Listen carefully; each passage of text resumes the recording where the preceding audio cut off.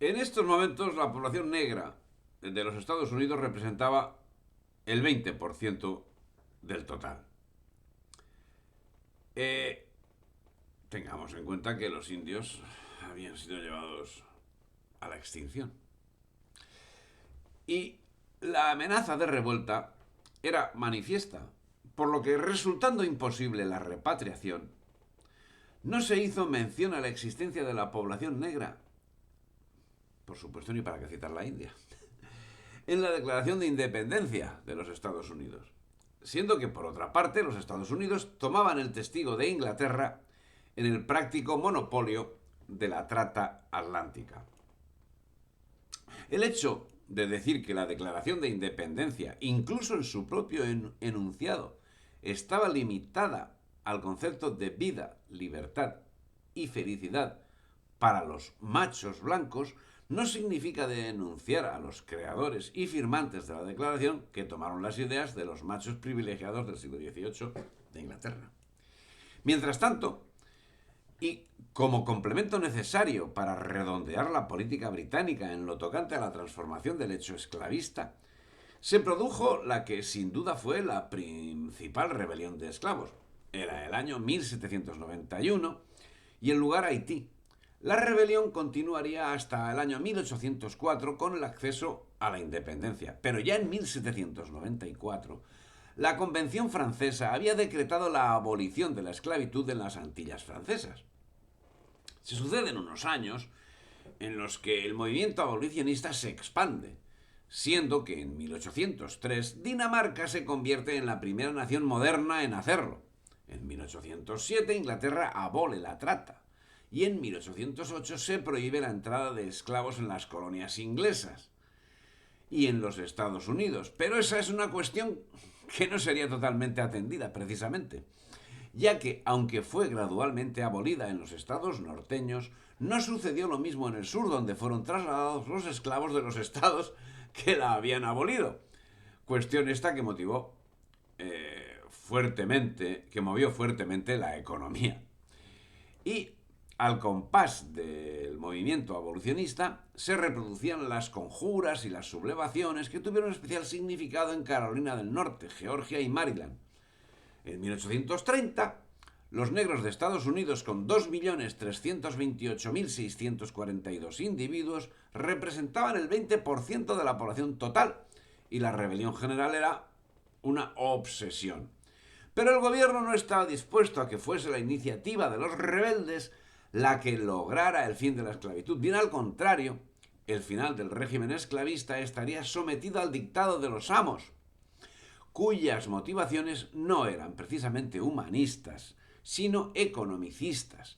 Y a ello se volcó Abraham Lincoln, combinando a la perfección las necesidades del empresariado, la ambición política del Partido Republicano y la retórica del liberalismo. Lincoln pudo usar su habilidad para combinar los intereses de los muy ricos y de los negros en un momento en el que esos intereses se encontraron. Y pudo vincular esos dos intereses con los de un sector creciente de americanos, de norteamericanos, de gringos, los nuevos ricos blancos, la clase media, con sus ambiciones económicas e inquietudes políticas. El sur de los Estados Unidos, si bien producía una amplia gama de bienes de consumo, como azúcar, arroz, tabaco o maíz, tenía su economía centrada muy especialmente en el algodón, que si en 1800 producía 320.000 balas, en 1861 eran 4 millones. Y la mano de obra estaba compuesta por esclavos negros, cuyo número en ese mismo periodo había pasado de medio millón a 4 millones.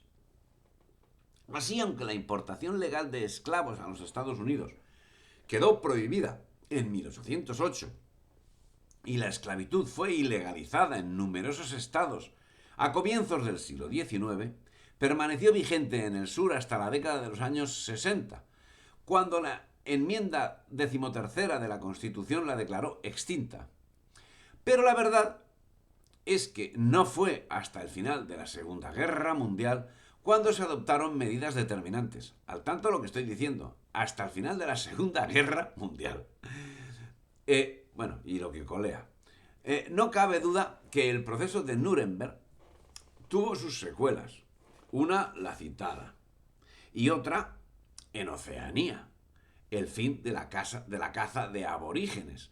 Y es que resultaba sarcástico que los autores de estas actuaciones, dilatadas durante siglos, fuesen justamente la acusación de los supuestos crímenes de la Alemania nacionalsocialista. Por otra parte, si la esclavitud estaba prohibida en los estados norteños, lo era de forma nominal. Los negros libres no tenían la misma libertad que el resto de la población, hasta el extremo que para 1860 los negros, para poder votar, debían demostrar la posesión de bienes por valor de $250. Exigencia que, aunque pudiesen algunos alcanzarla, resulta que no era aplicable a los blancos. Es en estos años cuando se produce un rosario de supresiones nominales, tanto de trata como de esclavitud. Finalmente, la esclavitud había cambiado de nombre. Y las actuaciones al respecto también. Entre 1818 y 1858 sucedieron fuertes enfrentamientos entre la población sureña de Estados Unidos y los pueblos seminoles, indígenas y descendientes de negros, de la Florida. Las personas estadounidenses intentaron capturar a las esclavizadas que habían escapado e impedir nuevas fugas, a la vez que intentaban adueñarse de los territorios más fértiles de los seminolas. Los resultados de estas guerras fueron el desplazamiento de los seminoles y mascogos hacia reservas indígenas de otros estados, por ejemplo, Oklahoma, y la anexión de los territorios de la Florida a los Estados Unidos. Para completar la parodia, en 1821 se constituyó en Inglaterra la Sociedad Antiesclavista, presidida por William Wilberforce. Es curioso, los esclavistas haciendo eso, es muy curioso. Y el mismo año, la American Colonization Society desembarca en la costa de los Granos el primer cargamento de negros libres que dio origen a Liberia. Pero esa libertad no pasaba de ser una parodia, como todo, una parodia. Pues ni Locke, ni Voltaire, ni Diderot, ni Rousseau, ni por supuesto Wilberforce y tantos otros materialistas, ilustrados, que se manifestaron contra la institución esclavista, sentían otra cosa que desprecio por quienes estaban sometidos a ella, a quienes con dificultad les reconocían su condición de persona, de ser humano. Por otra parte, no debemos olvidar que el movimiento abolicionista se centró en el ámbito atlántico, pero justo en ese momento, además de la esclavitud de los súbditos británicos que estaban siendo transportados a Australia y a Nueva Zelanda, estaba muy presente en la India, siendo que en 1833 el Parlamento británico rechazó aplicar la abolición en esas colonias. En fin, para la década de 1840, la India continuaba con un régimen esclavista, con un intenso tráfico al amparo de la corona británica. Y en los Estados Unidos también seguían jugando con dos barajas, como es lo habitual en el mundo británico. Era el gobierno nacional el que, a la vez que aplicaba tímidamente la ley que tenía que acabar con el comercio de los esclavos, aplicaba sin contemplaciones las leyes que fijaban el retorno de los fugitivos a la esclavitud. Fue el gobierno nacional el que durante la administración de Andrew Jackson colaboró con el sur para eliminar el envío de literatura abolicionista por correo en los estados sureños.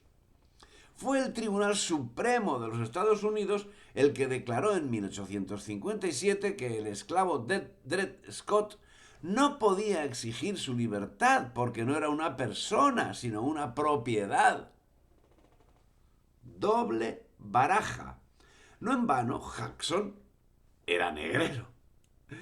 especulador inmobiliario y exterminador de indios. Pero la historia de la esclavitud inexorablemente estaba encaminada a sufrir un cambio radical y casi inmediato. En 1863, Holanda suprimió la esclavitud en sus colonias americanas.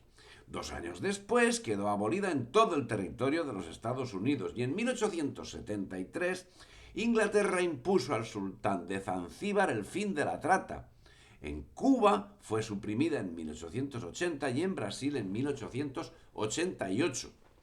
Y los métodos de la Edad Moderna siguieron usándose mientras se convertían en los nuevos métodos actualmente vigentes. Así destaca la actuación de Bélgica en el Congo, llevada a cabo hasta 1914, donde las plantaciones de caucho y los ferrocarriles de la Asociación Internacional fueron construidos con trabajo esclavo y las ganancias iban directamente a los bolsillos del rey Leopoldo II. Fue tal la rapacidad de su régimen que el coste en vidas humanas, debido a los asesinatos, al hambre, la enfermedad, la reducción de la fertilidad, ha sido estimado en 10 millones de personas. La mitad de la población existente en ese momento. En fin, esta es la actuación de el esclavismo en las colonias europeas. Si te ha gustado el vídeo, dale me gusta, difunde y suscríbete al canal.